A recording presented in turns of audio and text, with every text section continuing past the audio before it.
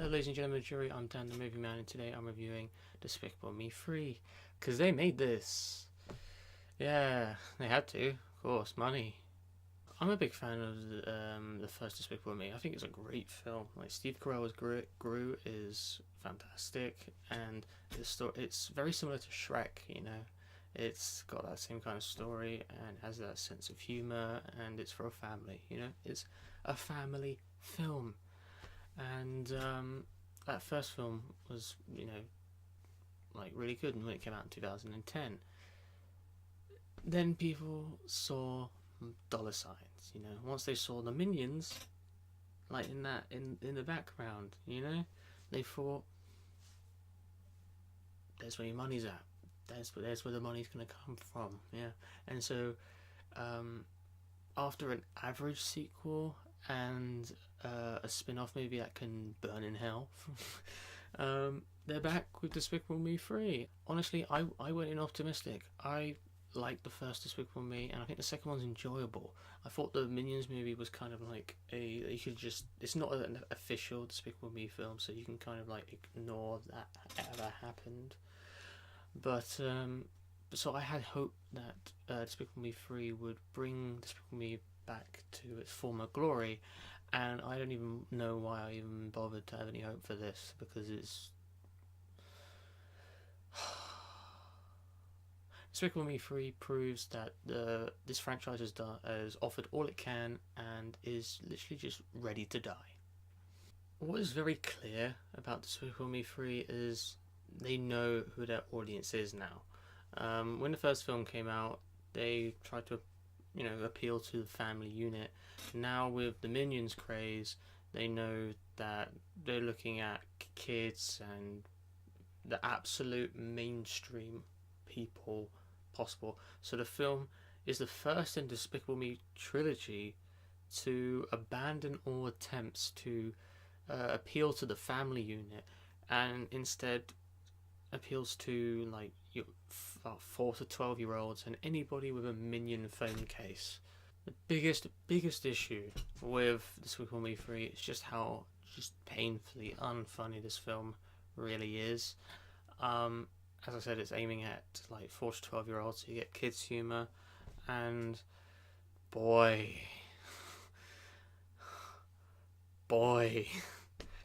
because this is aiming at like 4 to 12-year-olds, this film is just basically, in its sense of humour, it just contains idiotic slapstick comedy, crappy puns, silly voices, silly dances, and minion babble. So basically things we've seen done better in pretty much every single kids or family movie ever.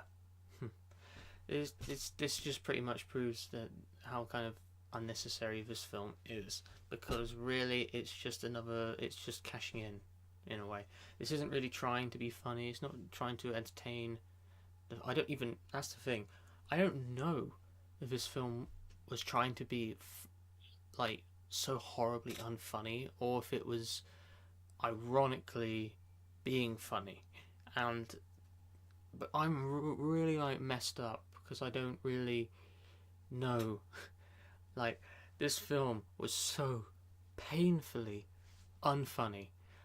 Like in the sense that they would make a cheesy pun as a joke, and I was sort of like cringing at it. Like, do they actually think this is funny, or is the point of the joke that this is so unfunny? I don't quite know, and it's still got into my head. I'm like,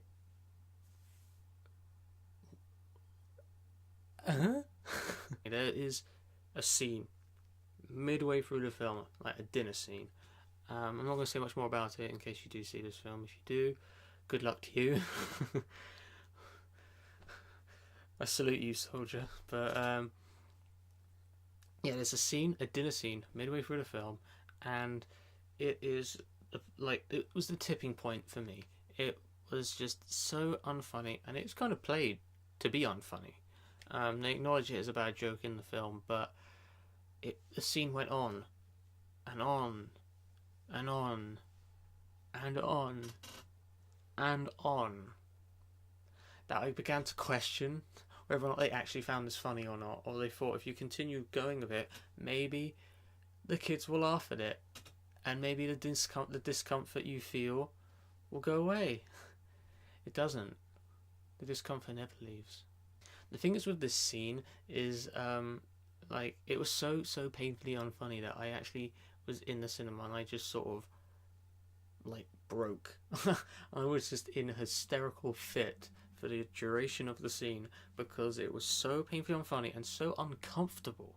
That's what it wasn't just unfunny, it was uncomfortable that I just was in a fit of hysteria. I was hysterical in the middle of this cinema, and oh my god, like my friend sat next to me would just turn and see me in my seat, and I would just be like leant back all the way in my seat, just let back all as far back as I can, just crying. I had tears in my eyes. I was crying with laughter. It was so unfunny. Like I was in such a state of discomfort because this film is the most uncomfortable I've ever been in a children's film, ever. And there was just a point where I just went, "That's it. That's enough. That is."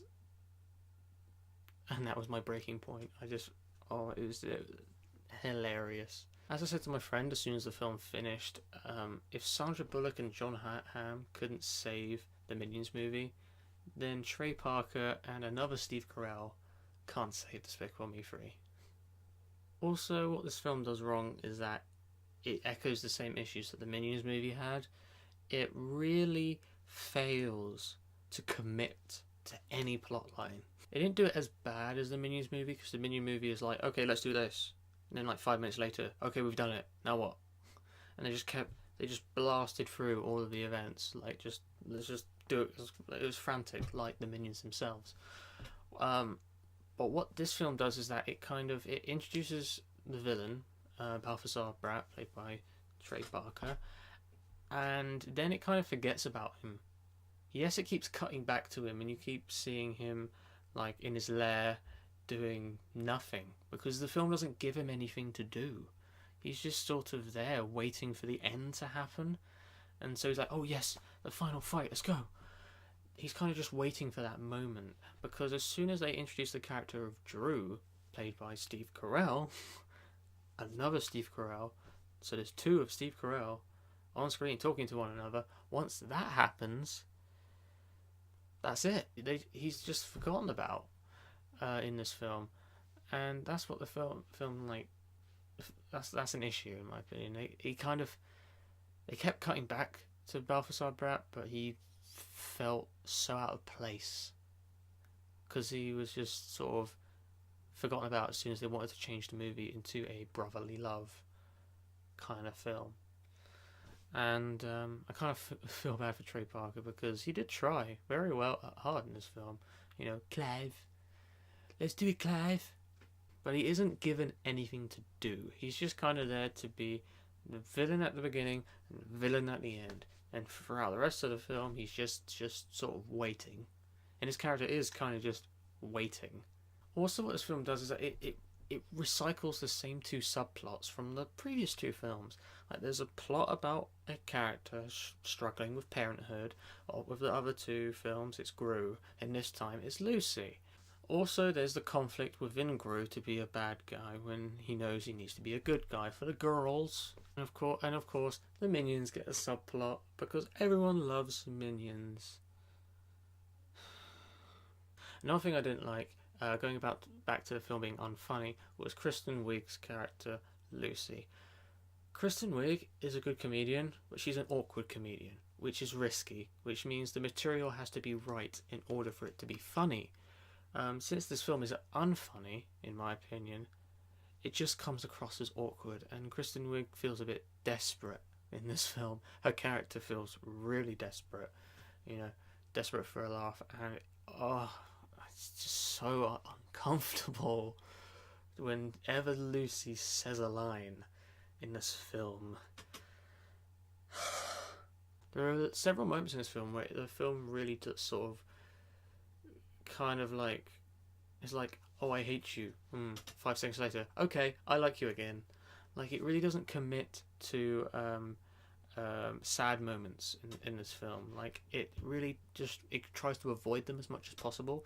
Like, it will have people angry at each other for like literally 5 seconds, and then in the next, and then literally in the following scene, or something in that own scene will happen. Something really small that will completely change the whole dynamic, and all of a sudden they're like, I love you again.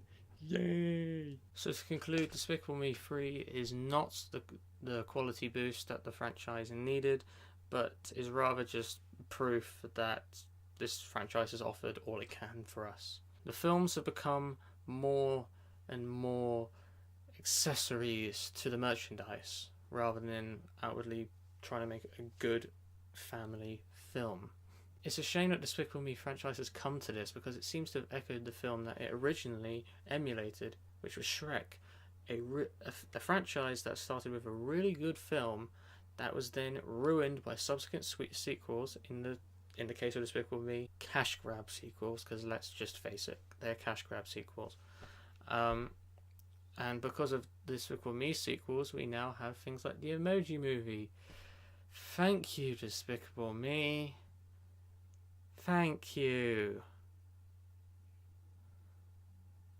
So all in all, Despicable Me 3 just shows that this franchise has offered all it can to us and is just ready for the sweet release of death. So if I was to rate Despicable Me 3 out of 10, I would give it a 4 out of 10. 2 out of 5 stars kind of thing. It's not a good film, and really needs to die now, which is sad because the first film was really good.